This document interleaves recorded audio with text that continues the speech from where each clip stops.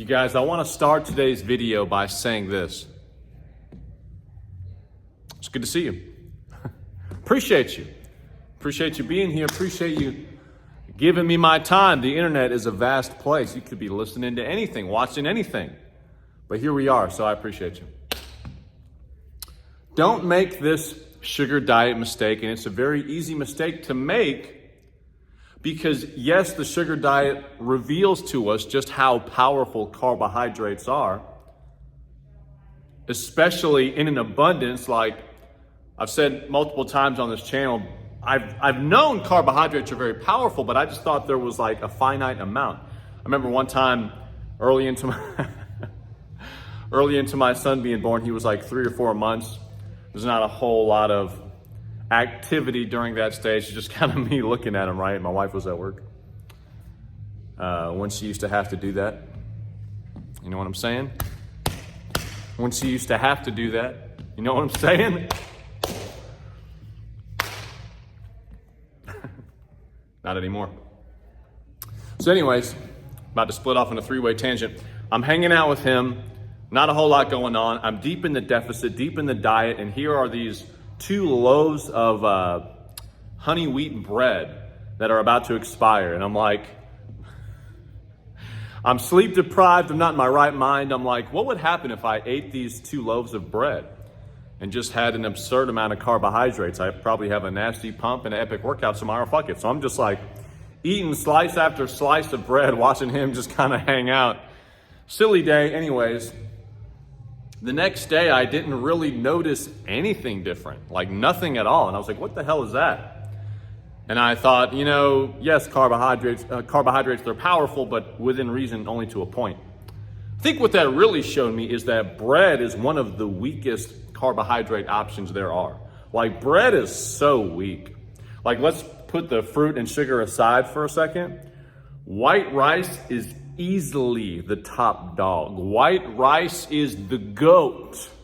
White rice is the king of carbohydrates.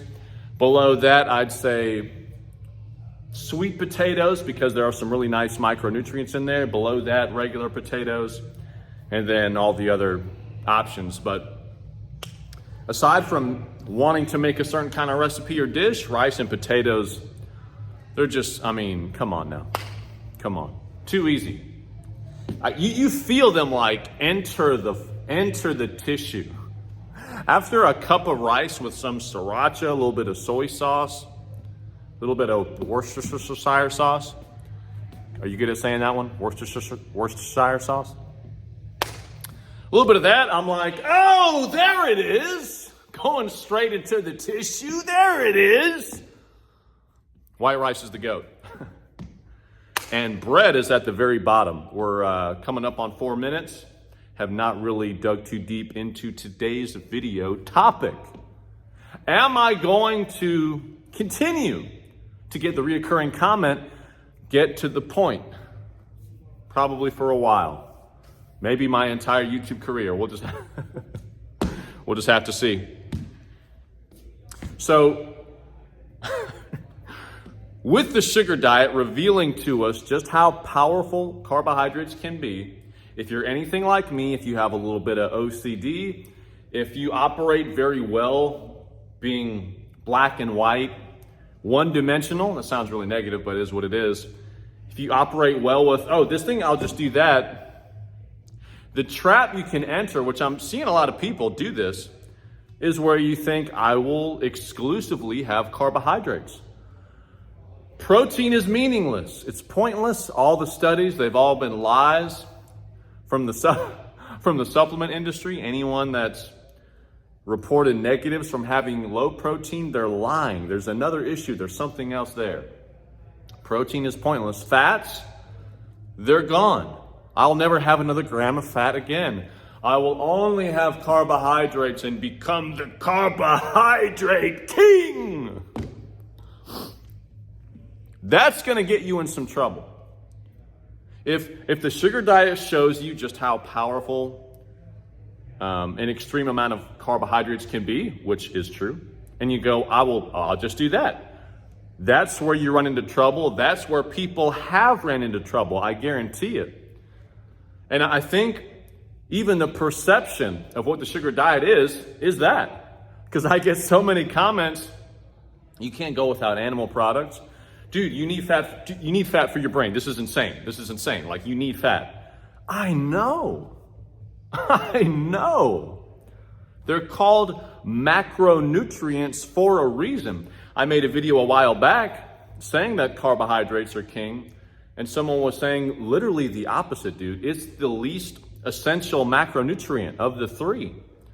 And he made some good points.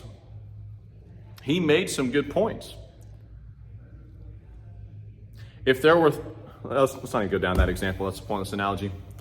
The point is, it's beautiful, it's magical, it's empowering, seeing how well you can think, how well you can perform with extreme carbohydrates. It's very empowering and liberating, seeing, hey, I don't need as much protein as I thought. And it's very liberating, very empowering to look at dietary fat in this very simple way. Am I fat? And I don't mean some body dysmorphia. Oh, I can do a vacuum, but I'm still a fat piece of shit. I mean body fat. I mean objective metrics. I mean numbers. I mean your body fat percentage. If your body fat percentage does not put you in that athletic lean category, you have body fat to lose. Doesn't mean you have to lose it. Doesn't mean you need to lose it. But objectively speaking, yes, you have body fat that you can lose and be better off for doing so. When you're in that category, dietary fat is not as needed as we once thought. All of those things are what makes the sugar diet so incredible, so powerful, but that doesn't mean, okay, protein, I got a nice little grip here, fats, I'm cupping it, boom, they're gone. Carbohydrates to infinity. That's dumb. And I'm saying that as someone that's done multiple sugar fast days where you are only having carbohydrates and sugar. And through the accumulation of that ungodly amount of fruit, you get some trace protein, some trace fats, usually tallies up to like 10-ish grams of each, 5-ish grams fats, 10-ish grams of protein. But I'm doing that, was doing it every other day, doing it every now and again, some people have gotten some amazing weight loss results doing that for like days and days and days on end. I am certainly not an advocate for that. I'm not recommending that because it's completely unnecessary. Got to check the watch. Got clients rolling up.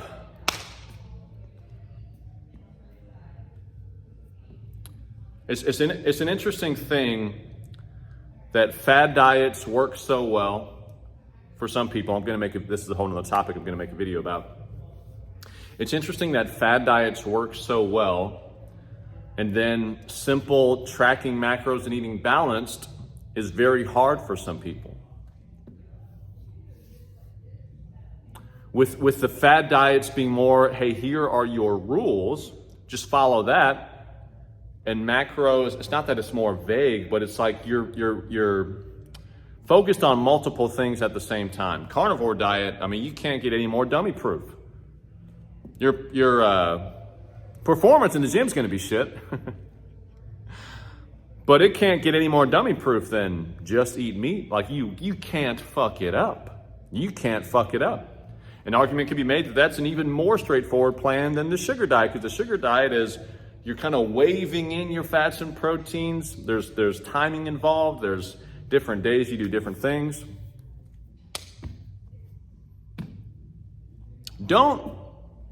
Hey, this is really important. Don't go fucking up my sugar diet. You know what I'm saying?